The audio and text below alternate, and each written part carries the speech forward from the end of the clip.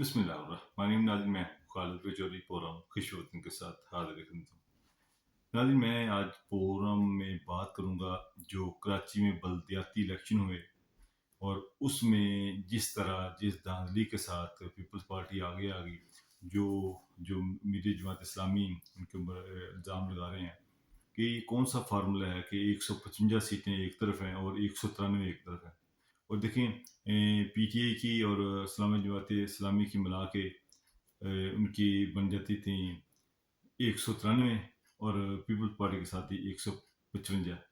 اور آپ اندازہ کر لیں کہ کراچی جیسے شہر میں، اور جس طرح آپ کو پتہ کہ پیپلز پارٹی کی انفارچونیٹلی کارکردگی جو ہے بہت بری رہی ہے سندھ میں، جو کچھ بھی ہوا آپ کے سامنے ہوا۔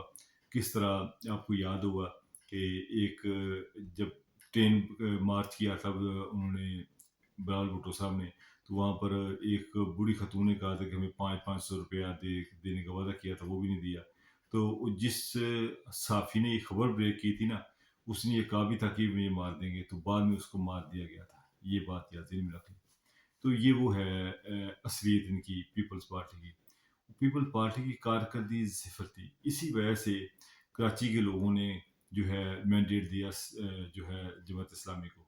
تو ایک قسم سے ایک میں بھی کچھ تبدیلی آ جاتی ہے اگر وہ جماعت اسلامی کے اگر آ جاتے ہیں، میئر بن جاتے ہیں۔ مگر بدقسمتی یہ ہے کہ اس دن بقول ان کے جو لوگوں کو اغوا کر لیا گیا، کچھ لوگوں کو اندر داخل نہیں ہونے دیا گیا، اور ایسا سسٹم یعنی کہ سرکاری مشینری استعمال کرتے ہوئے ان کی حق کے اوپر ڈاکہ مارا گیا، اور ان کو جو ان کا میئر جو ہے، ان کی جو سامنے سیٹیں نظر آ رہی تھیں، اور ان کو ہرا دیا گیا اس طرح۔ اور اپنا جو میئر ہے انہوں نے جو ہے پورے بلکہ سندھ میں اپنے میئر سارے کو کر لیا۔ اس حوالے سے انہوں نے ایک باقاعدہ پریس کانفرنس کی ہے۔ میں چاہتا ہوں کہ پہلے وہ اپنی پریس کانفرنس سنیں کہ انہوں نے پریس کانفرنس کی ہے اور وہ کیا کہتے ہیں۔ سنیے پریس کانفرنس پہلے، اس کے بعد ہم پھر آگے چلتے ہیں۔ 193 ہمارے ہیں اور 155 پیپلز پارٹی کے ہیں، لیکن جمہوریت کا نام لینے والے، جمہوریت کے چیمپئن بننے والے، عوام کا پہاڑا پڑنے والے 155 کے بارے میں کہتے ہیں کہ جیت جائے گا، 193 کے بارے میں کہتے ہیں کہ ہار جائے گا۔ یہ کون سا حساب ہے؟ یہ کون سی ریاضی ہے؟ یہ کون سی سائنس ہے؟ یہ کون سا الیکشن ہے؟ یہ کیا الیکشن کمیشن ہے؟ یہ کون لوگ ہیں؟ یہ مینڈیٹ کے چور ہیں، یہ مینڈیٹ پر ڈاکہ ڈالنے والے ہیں، یہ کراچی پر قبضہ کرنے والا مافیا ہے۔ زرداری صاحب آپ سن لیجئے، بلاول صاحب کے لیے آپ جو اسٹیج بنا رہے ہیں، جو چاہ رہے ہیں کہ ان کا امیج بلڈ ہو جائے، مغرب بھی خوش ہو جائے، مشرق بھی خوش ہو جائے، اور پاکستان میں بھی جو کچھ ہے وہ بھی خوش ہو جائے، اور ہم کسی طرح بلاول کو وزیر اعظم بنا دیں، لیکن زرداری صاحب کراچی پہ مینڈیٹ پہ یہ قبضہ کرنے کی کوشش آپ کا بھی پیچھا کرے گی، بلاول کا بھی پیچھا کرے گی، آپ کی پارٹی کا بھی پیچھا کرے گی، اور آپ سے یہ داغ کبھی نہیں دھلے گا۔ حیرت کی بات ہے، جمہوری اپنے آپ کو کہتے ہو، پورے مشرقی پاکستان میں پیپلز پارٹی نے ایک کینڈیڈیٹ بھی نہیں کھڑا کیا تھا۔ یہ کیسی وفاقی جماعت تھی جو آدھے پاکستان میں پہلے ہی دستبردار ہو چکی تھی، اور یہاں پر جب 80-82 سیٹیں جیتی اور جب وہاں 162 تھیں تو کہا کہ ہم مینڈیٹ نہیں مانتے، جو ڈھاکا جائے گا ٹانگیں توڑ دوں گا، اور انہوں نے پاکستان توڑ دیا، مینڈیٹ قبول نہیں کیا۔ یہ آپ کی تاریخ ہے۔ جب آپ ایوب خان کو ڈیڈی کہتے تھے، کنونشنل لیگ کے سیکرٹری تھے، تو مادر ملت کو آپ نے ہرایا تھا، عامر وقت کو آپ نے جتایا تھا، اس وقت بھی آپ نے مینڈیٹ تسلیم نہیں کیا تھا۔ قائد اعظم کی بہن ہار گئی تھی، ایک ڈکٹیٹر کو انہوں نے جتوایا تھا۔ 77 میں آپ نے کیا کیا؟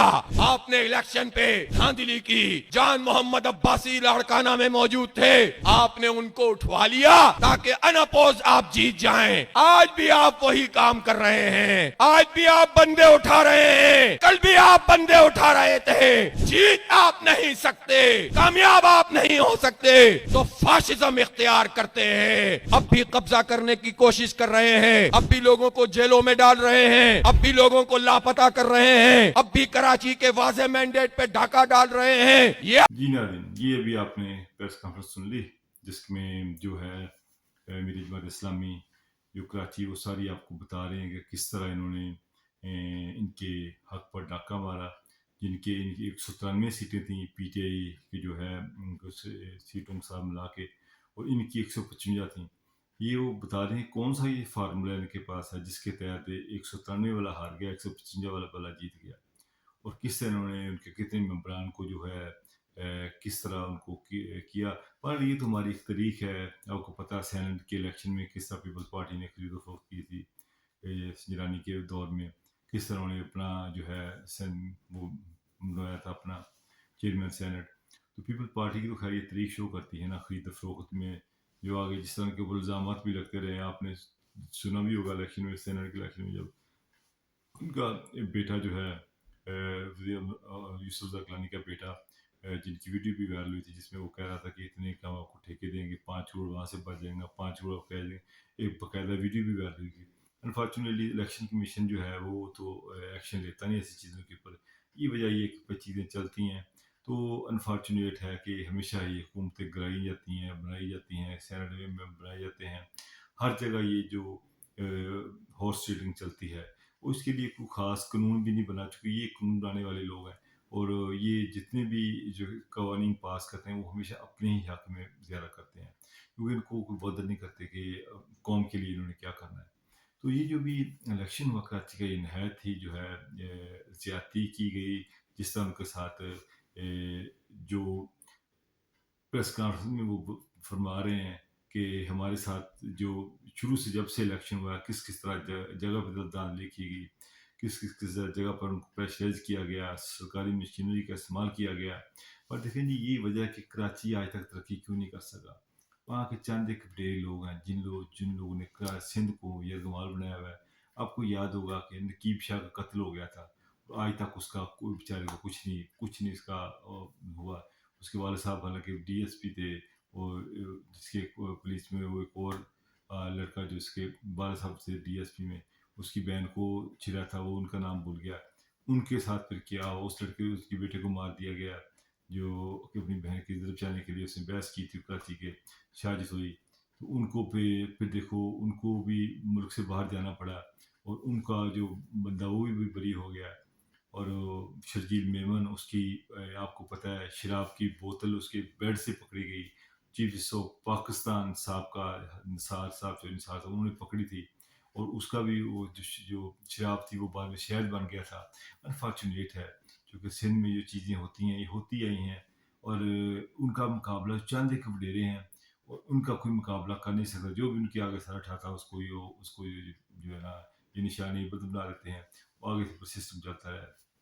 مجھے سندھ سے ایک بچہ ہے کہ فون بقیرگی سے فون کرتا ہے، میسج بھیجتا ہے کہ یہ مجھے نوکری لگوا دیں. شاہ جکرانی صاحب ان کے جو ایم این اے کے ایم پی اے، وہاں پر ایک حاجی شاہ صاحب بھی ہیں، حاجی بابا، ان کو بھی میں نے ریکویسٹ کی کہ ان کی نوکری کے لیے مہربانی کریں، مگر نہیں. وہاں پر وہ جاب جو ہے اس کا سلسلہ ایک اپنا ہی ہے، جو کہتے ہیں کہ جو ہے پیسے دے لے کے یا کوئی سفارش بڑی سے جو سسٹم جس طرح پاکستان میں چلتا ہے وہی سسٹم چلتا ہے. تو میں نے اس کے کہنے کے اوپر ریکویسٹ بھی کی مگر ان کی جاب نہیں. پر یہ سسٹم میرا ہمارا اپسٹ ہے، اور انفارچونیٹلی سندھ کے اندر بھی آج تک کوئی ترقیاتی کام نہیں ہوئے، کوئی کچھ نہیں ہوا. زبردستی جو دوست لا کے دھاندلی کر کے یہ الیکشن جیتے جاتے ہیں، اور یہ وجہ ہے کہ ووٹ ڈالتے کہ نظر نکلتی کہیں اور ہے. اور جو خان صاحب نے ایک الیکٹرانک مشین جو انٹروڈیوس کرائی تھی جس کے ذریعے دھاندلی نہیں ہو سکتی تھی، تو ان سب جماعتوں نے مل کر وہ مشین اس لیے ختم کرائی کہ ان کو پتا تھا اگر یہ مشین آ گئی تو ہم دھاندلی نہیں کر پائیں گے، ہم سے دھاندلی نہیں ہو سکے گی. تو ان کو اپنے ہار کے ڈر سے انہوں نے مشین نہیں کرنے دی. بہرحال یہ نہایت ہی افسوسناک عمل ہے کہ ہمارے ملک میں جب بھی الیکشن ہوتے ہیں تو بندہ جیت جاتا ہے، اور وہ تو جشن آتا ہے، جو ہار جاتا ہے وہ کبھی اپنی ہار نہیں مانتا. وہ کبھی آر او کے الیکشن، کبھی کسی کے الیکشن، ہمیشہ ایک دوسرے کے اوپر جو ہے یہ الزامات ہی لگتے رہے. میرا خیال ہے کہ وقت آ گیا ہے کہ پوری پاکستانی جو پارلیمنٹ، یہ بھی تو نہیں کہ یہ جو لوگ پارلیمنٹ میں آج بیٹھے ہوئے ہیں کیونکہ ایسے قانون بنائیں جس کے لیے کوئی آسانی ہے. ہاں ایسے قانون بن جائیں گے جس سے نواز شریف صاحب واپس آ جائیں گے، ایسے قانون بن جائیں گے جس سے نیب کے سارے جتنے بھی ان کے جرم کیے ہوئے ہیں اربوں خربوں کرپشن معاف ہو جائے گی. ہاں ایسا قانون بن جائے گا کہ جس کے بعد نیب انسپیکٹر، کوئی نیب چیئرمین نیب ہے، اگر کسی کو کیس بنائے گا تو کیس ثابت کرنے کی ذمہ داری بھی نیب کے اوپر ڈال دی جائے گی، وہ ثابت کرے. अगर नहीं साबित कर पाएगा तो 5 लाख उसको जुर्माना होगा और 6 महीने सजा कड़ी होगी। ऐसे कानून बन सकते हैं कि पथुने पार्लियामेंट के, अगर पार्लियामेंट के ऊपर बात करेगा, पार्लियामेंट मेंबर के ऊपर उसकी 3 अदालत हो जाएगी, मगर अवाम के लिए नहीं कुछ बनाएगी। अवाम के लिए ऐसे कानून नहीं पास करेंगे जिससे अवाम की, क्यों नहीं आज तक इन्होंने बैठे हुए हैं ना, सूबे की गवर्नमेंट्स ने, सूबाई ने या सेंटर में ऐसी कवानीन पास की जिसमें जो है सिस्टम, जुडिशियल सिस्टम बेहतर हो। सूबाई में वो हाई कोर्ट के लेवल अपनी अपनी जो है जुडिशियल जो मताहत डालते हैं, अदालतों में जो जजेस की कमी है वो पूरी करें ताकि लोगों को उस टाइम पर इंसाफ मिले। क्यों नहीं पूरे जजेस किए जाते हैं, क्यों इंसाफ लोगों को नहीं मिलता, क्यों इंसाफ का भी लोग परेशान हैं इस वजह से। पर ये बहुत सारे सवालिया निशान है। इसके लिए पूरे जो है सियासी जमातों को मिलकर बैठना पड़ेगा, इसके ऊपर कुछ सोचना पड़ेगा कि जो जुल्म है ये कब तक होता रहेगा पाकिस्तानी इमाम के साथ। किस तरह अभी लोग तकरीबन 10 लाख के करीब लोग ओवरसीज पाकिस्तान जो मुल्क की करीम है वो मुल्क छोड़ के बाहर जा चुकी है। बहुत सारे लोग जो है इंडस्ट्री अपनी बांग्लादेश में तक लगा रहे हैं। क्यों? ये सिर्फ नाअहली की वजह से, नापुख्तगी की वजह से। जो मेंबर पार्लियामेंट जो बैठे हुए हैं, ये अगर सीन से असल में जो हमारी सियासी जमातें हैं ना, ये सियासी जमातें नहीं, ये सियासी कंपनियां बन चुकी हैं, बिजनेस कंपनियां।